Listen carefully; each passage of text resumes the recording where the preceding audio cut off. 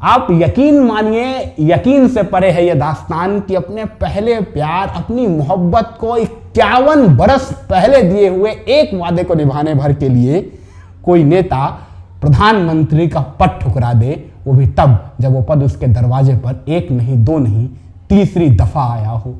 इसकी कहानी शुरू होती है 8 जुलाई बरस 1914 बांग्लादेश की राजधानी ढाका से, जहां निशिकांत और हेमलता के घर जन्म होता है उनके सबसे छोटे बेटे जेबी का। अभी जेबी के बचपन ने उम्र के 2 पायदान ही पार किए थे कि निशिकांत और हेमलता की जिंदगी में एक बड़ा तूफान आता है, जिस तूफान के चलते दोनों को अपना घर परिवार छोड़, ढाका की गलियों को छोड़ कलकत्ता का रुख करना पड़ता है। और यहीं से शुरू होती है जेबी की जिंदगी की नई कहानी। शुरुआती शिक्षा दीक्षा कलकत्ता से चंद किलोमीटर की दूरी पर स्थित छोटे से कस्बे धर्मतल्ला के सेंट लॉरेटो स्कूल से होती है, जहां जेबी 29 लड़कियों के बीच अकेले लड़के के तौर पर पढ़ाई करते हैं। फिर सेंट लॉरेटो से कक्षा 5 तक की पढ़ाई पूरी करने के बाद कक्षा 6 से 12 तक की पढ़ाई के लिए जेबी ने सेंट जेवियर कॉलेज का रुख किया और फिर स्नातक के लिए कलकत्ता के मशहूर प्रेसिडेंसी कॉलेज में दाखिला कराया। वो दौर 1935-36 का हुआ करता था, जब हिंदुस्तान के हर प्रतिभाशाली साधन संपन्न छात्र वकालत की पढ़ाई के लिए 7 समंदर पार लंदन का रुख किया करते थे। तो जेबी भी वकालत की पढ़ाई पूरी करने के लिए प्रेसिडेंसी कॉलेज से स्नातक की पढ़ाई पूरी करने के बाद 7 समंदर पार लंदन का रुख कर लेते हैं। उन दिनों लंदन की फिजाओं में सियासत बहा करती थी, देश विदेश की सियासत। तो लंदन में पढ़ाई करने के दौरान ही जेबी का भी साबका पड़ा छात्र राजनीति से। जेबी आहिस्ता आहिस्ता छात्र राजनीति में सक्रिय होने लगे। लंदन के भीतर हिंदुस्तान की आजादी के लिए कार्यरत 2 सबसे बड़े छात्र संगठनों स्टूडेंट यूनियन ऑफ इंडिया और लंदन मजलिस के सक्रिय सदस्य बने। प्रतिभाशाली और मेधावी तो थे ही, भाषण क्षमता भी अद्भुत थी, जिसके चलते जल्द ही लंदन के बड़े छात्र नेताओं में जेबी की गिनती की जाने लगी और जेबी लंदन के बड़े वामपंथी नेताओं के संपर्क में आने लगे। आहिस्ता आहिस्ता जेबी की संपर्क सूची में लंदन ही नहीं, इंग्लैंड के बड़े वामपंथी नेताओं के साथ साथ इंग्लैंड की विपक्षी पार्टी यानी लेबर पार्टी के बड़े नेताओं के नाम शुमार होने लगे। और अपनी इन्हीं संपर्क सूत्रताओं का लाभ जेबी ने नेहरू व सुभाष की लेबर पार्टी के नेताओं के साथ गोपनीय मुलाकातें कराने में उठाया।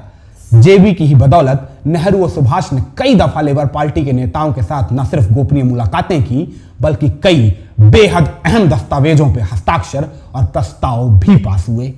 आहिस्ता आहिस्ता जेबी लंदन में छात्र राजनीति में बड़े नाम तो बनने ही लगे थे, मगर अब जेबी का मन छात्र राजनीति से भरने लगा था। जेबी अब सक्रिय राजनीति करना चाहते थे, मगर इंग्लैंड में नहीं, अपनी मातृभूमि यानी अपने भारत में। बरस 1938-39 आता है। जेबी लंदन से पढ़ाई पूरी कर वापस भारत लौटते हैं और यहाँ रस्किन पामदत्त जैसे बड़े वामपंथी विचारकों के साथ जुड़ जाते हैं। और फिर रस्किन के ही कहने पे बरस 1940 में जेबी ने सीपीआई यानी कम्युनिस्ट पार्टी ऑफ इंडिया का दामन थाम लिया। जाहिराना तौर से यह बरस 1940 था, जब पूरी दुनिया में द्वितीय विश्व युद्ध की वजह से भयानक उथल पुथल मची हुई थी, मगर शायद उतनी नहीं जितनी जेबी के जहन में मची हुई थी, क्योंकि जेबी की जिंदगी की धुरी उनकी माँ जेबी को हमेशा हमेशा के लिए इसी बरस छोड़ के चली गई थी। जेबी मानो टूट से गए थे, मगर जेबी ने अपने आप को संभाला और वापस से पूरा ध्यान अपनी राजनीति पर केंद्रित कर दिया और कम्युनिस्ट पार्टी ऑफ इंडिया के सक्रिय सदस्य के तौर पे देश की राजनीति में हिस्सेदारी करने लगे। उन दिनों देश की राजनीति में सक्रिय भूमिका निभाने का एक ही अर्थ होता था, आजादी के लिए आंदोलनों में हिस्सा लेना। बरस 1945-46 आते आते जेबी ने अंग्रेजों के खिलाफ कई बड़े आंदोलनों का नेतृत्व किया, जिसके चलते जेबी अंग्रेजों की टारगेट लिस्ट में शुमार हो चुके थे। तब बड़े वामपंथी नेताओं ने जेबी को यह समझाइश दी कि तुम युवा हो, अंग्रेजों की हिट लिस्ट में शुमार हो चुके हो, इसलिए बेहतर होगा कुछ वक्त के लिए भूमिगत हो जाओ और भूमिगत रह के अपना कार्य करते रहो। जेबी को इशारा मिल चुका था। जेबी भूमिगत होके जा पहुंचते हैं रेलवे कर्मचारियों के बीच और अपना काम करने लगते हैं। रेलवे कर्मचारियों के बीच जेबी के काम करने का आशय था रेलवे कर्मचारियों के अधिकारों, उनकी असुविधाओं को लेकर नई मुहिमों को तेज करना। इसी बीच देश में स्वतंत्रता का 9 मंगल प्रभात आता है, जिसके बाद देश में नए तरीके की राजनीति का शंखनाद होता है। मगर जेबी शायद अभी भी पुराने तौर तरीकों में ही जी रहे थे, अभी भी सक्रिय राजनीति से दूर रेलवे कर्मचारियों के साथ उन्हीं के अधिकारों के लिए लड़ाई लड़ते नजर आ रहे थे।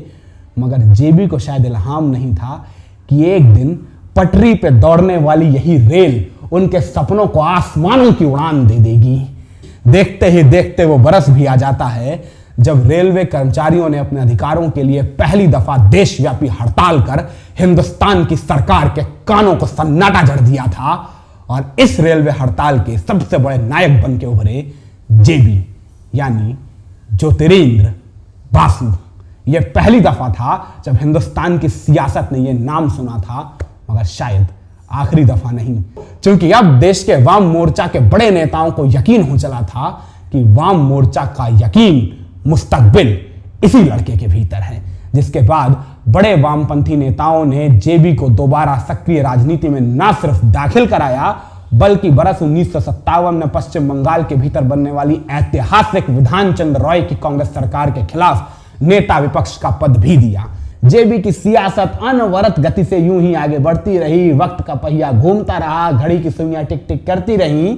कलकत्ता की हुगली में पानी बहता रहा और आहिस्ता आहिस्ता हुगली का बहता हुआ पानी कलकत्ता की जेल की दीवारों को छूने लगा। वो जेल जहां 25 जून 1975 की आधी रात लगे आपातकाल का विरोध करने के नाम पे जेबी को बतौर राजनीतिक बंदी कारावास में ठूंस दिया गया। और इस तरह बीते 4 दशक से अनवरत चलने वाला जेबी का सियासी सफर आखिर इंदिरा ने जबरन थाम दिया। मगर किसी का सियासी सफर जबरन थामने से वक्त की रफ्तार थोड़ी थमा करती है। हुगली का बहता हुआ पानी थोड़े न थमा करता है, वो तो बहता रहा अपनी ही चाल से, वक्त गुजरता रहा अपनी ही चाल से। घड़ी की सुइयां भी टिक टिक करते हुए उस जगह आके थम गईं जहां बरस 1977 की जनवरी के दूसरे पखवाड़े में देश के तमाम राजनीतिक बंदियों की रिहाई हो रही थी।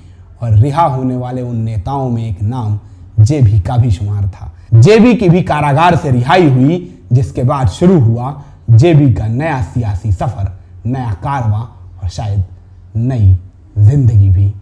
क्योंकि जेबी के कारागार से निकलने के चंद महीनों बाद होते हैं चुनाव, देश के भीतर भी और बंगाल के भीतर भी।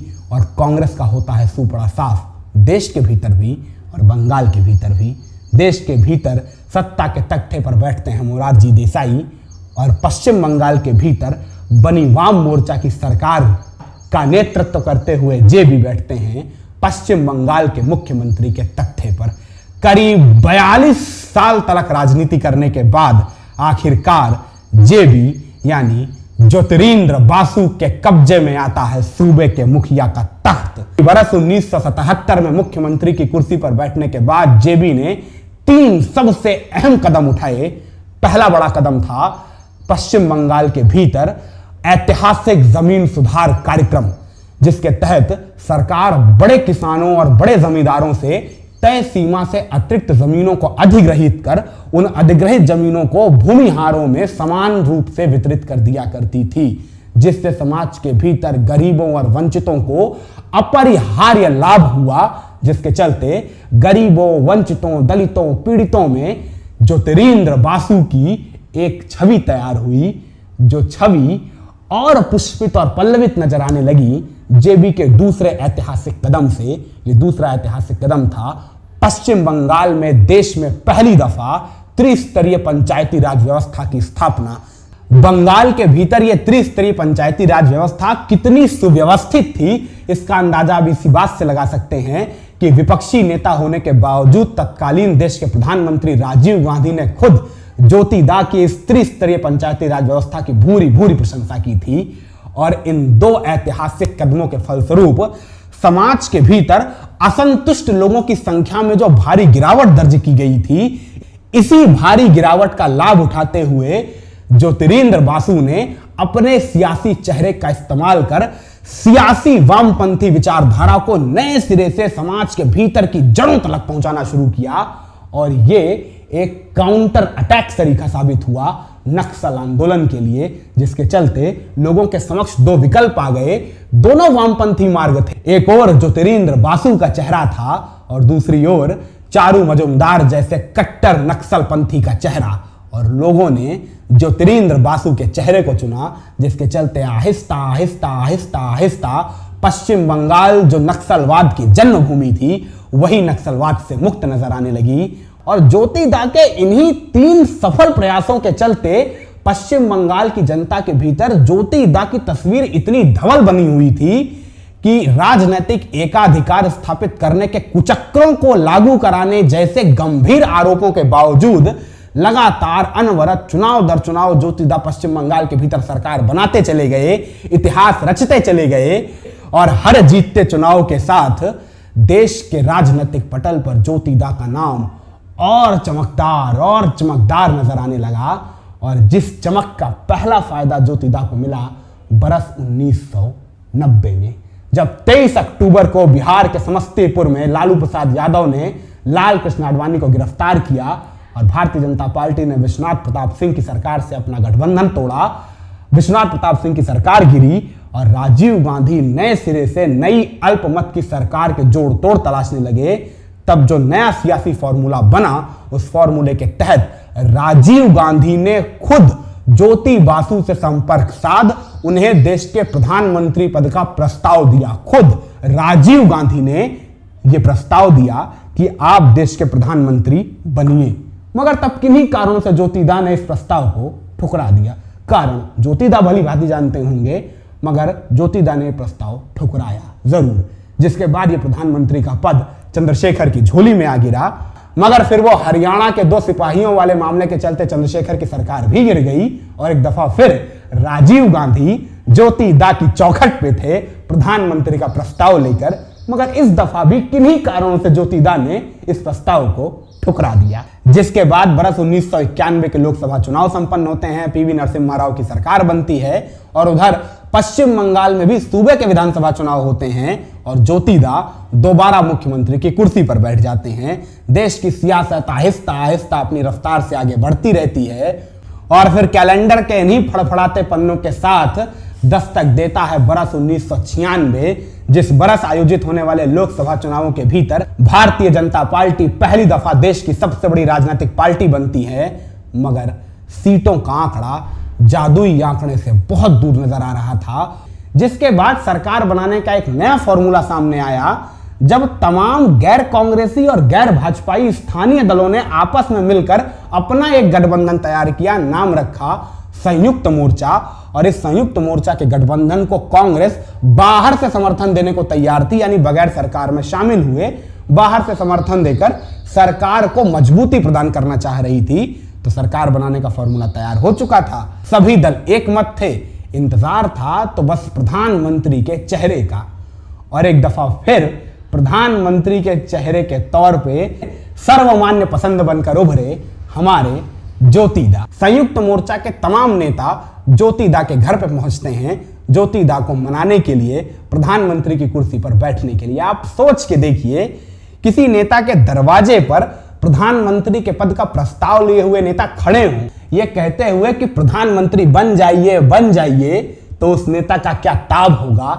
और शायद ज्योति दा भी इस आग्रह को इस दफा ठुकराने के पक्ष में नहीं थे। ज्योति दा पहले के बरस में ही सोचकर यह निर्णय कर चुके थे कि अगर प्रधानमंत्री का पद दोबारा उनके सामने आएगा तो वो हां जरूर करेंगे। ज्योति दा ने हां कर दी, जिसके बाद संयुक्त मोर्चा के तमाम नेताओं में खुशी की लहर दौड़ गई। शपथ ग्रहण की तैयारियां होने लगी, नए बनने वाले मंत्रिमंडल की संभावित सूची तैयार की जाने लगी, क्योंकि ज्योति दा बनने वाले थे देश के प्रधानमंत्री। इसी बीच खबर आती है कि सीपीआई यानी कम्युनिस्ट पार्टी ऑफ इंडिया के पोलित ब्यूरो की एक बैठक होने वाली है। लोगों को लगा कि ज्योति दा की सम्मानित विदाई की तैयारियां हो रही होंगी, क्योंकि तब तक ज्योति दा को मुख्यमंत्री की कुर्सी पर बैठे करीब करीब 2 दशक होने वाले थे। तो 20 साल का मुख्यमंत्री या प्रधानमंत्री बनने जा रहा है तो उसकी पार्टी तो गदगद होगी ही। मगर हिंदुस्तान भर को अपने कानों पर यकीन नहीं हुआ जब कम्युनिस्ट पार्टी ऑफ इंडिया के पोलित ब्यूरो में होने वाली इस बैठक के भीतर प्रकाश करात और सीताराम येचुरी जैसे बड़े नेताओं के द्वारा यह प्रस्ताव पास कराया गया कि ज्योतिदा को देश का प्रधानमंत्री नहीं बनना चाहिए। माने उन्हीं की पार्टी के एक नेता को प्रधानमंत्री बनाया जा रहा था और उन्हीं की पार्टी कह रही थी कि ना ना आप प्रधानमंत्री ना बनिए। किसी की समझ से परे था ये निर्णय। माने एक नेता जो 20 वर्ष से मुख्यमंत्री है वो प्रधानमंत्री बनने के लिए तैयार है, मगर उसी की पार्टी के बड़े नेता कह रहे हैं कि प्रधानमंत्री ना बनो। उस दौर के कई बड़े अखबारों की गोपनीय खबरें इस बात को प्रमाणित करती हैं कि ज्योतिदा के समक्ष उस दौर में कई दफा ऐसे प्रस्ताव आए थे कि आप अपनी पार्टी तोड़कर अपने सांसदों को साथ लेकर इस संयुक्त मोर्चा में शामिल हो जाइए और प्रधानमंत्री बन जाइए। मगर ज्योतिदा ने ऐसा कुछ भी नहीं किया, कुछ भी नहीं किया, क्योंकि ज्योतिदा को याद आ रही थी 51 बरस पहले अपने पहले प्यार को दी हुई एक कसम, अपने पहले प्यार को दी हुई, अपनी पहली मोहब्बत को दी हुई वो कसम कैसे तोड़ सकते थे ज्योतिदा। अब सवाल उठता है ज्योतिदा का पहला प्यार था कौन और कौन सी थी वो कसम। इसे जानने के लिए तो आपको 1977 से पहले के ज्योतिदा के किराए के कमरे में चलना पड़ेगा, जिस कमरे के भीतर बने एक छोटे से कोठरी नुमा किचन से निकलते हुए अक्सर ज्योतिदा की पत्नी उलाहने देते हुए कहा करती थी, कब तक खाओगे दाल चावल और बैगन भाजा, बस दाल चावल और बैगन, बस दाल चावल और बैगन। अरे गृहस्थी तलक के पैसे तो तुम उसको दे आते हो, तुम्हारा पहला प्यार तुम्हारी सौतन, उसी से शादी कर ली होती, मुझसे क्यों की, क्योंकि सारे पैसे तो तुम्हें उसी को देने। ज्योतिदा की पत्नी जिसकी बात कर रही थी वो कोई और नहीं, ज्योति की खुद की पार्टी थी, यानी सीपीआई थी, कम्युनिस्ट पार्टी ऑफ इंडिया थी। ज्योतिदा ने जिंदगी भर कम्युनिस्ट पार्टी ऑफ इंडिया को अपनी जिंदगी से भी ज्यादा वरीयता दी थी। जिंदगी भर ज्योतिदा अपने हिस्से की कमाई का भी 70 से 80% हिस्सा पार्टी को दे दिया करते थे। आपको यकीन नहीं होगा 23 बरस तक मुख्यमंत्री रहने वाले शख्स के पास खुद का 2 कमरे का मकान भी नहीं था। 2 कमरे का मकान छोड़ दीजिए, सुई भर जमीन नहीं थी। यहां कोई गांव का प्रधान बन जाता है ना तो लाखों की कोठी खड़ी हो जाती है। 23 बरस तक पश्चिम बंगाल जैसे बड़े सूबे का मुखिया रहने वाले उस नेता के पास एक सुई की नोक बराबर जमीन नहीं थी। इतनी वरीयता उसने अपनी पार्टी को दी थी। मगर किस्मत का खेल देखिए, उसी पार्टी ने ज्योतिदा की पीठ में शायद उस वक्त सबसे बड़ा खंजर घोंप दिया जब ज्योतिदा अपने जिंदगी की सबसे बड़ी हसरत को बस पूरा करने वाले थे। बहुत मन था ज्योतिदा का प्रधानमंत्री बनने का, मगर ज्योतिदा ने पार्टी नहीं तोड़ी, क्योंकि वजह तो वही थी, अपने पहले प्यार, अपनी मोहब्बत, अपनी पार्टी को दिया हुआ वो एक वादा जो ज्योतिदा ने बरस 1945 में किया था कि वो कभी भी खुद को, खुद की इच्छाओं को पार्टी के ऊपर नहीं थोपेंगे, हमेशा पार्टी को ही सर्वमान्य मानेंगे, पार्टी को ही सबसे ऊपर मानेंगे। ज्योतिदा के हाथों से प्रधानमंत्री का पद निकल चुका था और अब वो दोबारा लौट के नहीं आने वाला था। ज्योतिदा भी अब आहिस्ता आहिस्ता सक्रिय राजनीति से विदाई लेना चाहते थे और बरस 2000 में अजय वो बगैर मुख्यमंत्री का चुनाव हारे अपने पद से इस्तीफा देकर सक्रिय राजनीति से हमेशा हमेशा के लिए दूर हो जाते हैं। ये ज्योतिदा की कहानी है, ज्योतिरिंद्र बासु की कहानी है। कैसी लगी कमेंट सेक्शन में कमेंट करके ज़रूर बताइएगा। और हमारा क्या है, हम तो आपसे यूं ही मिलते रहेंगे।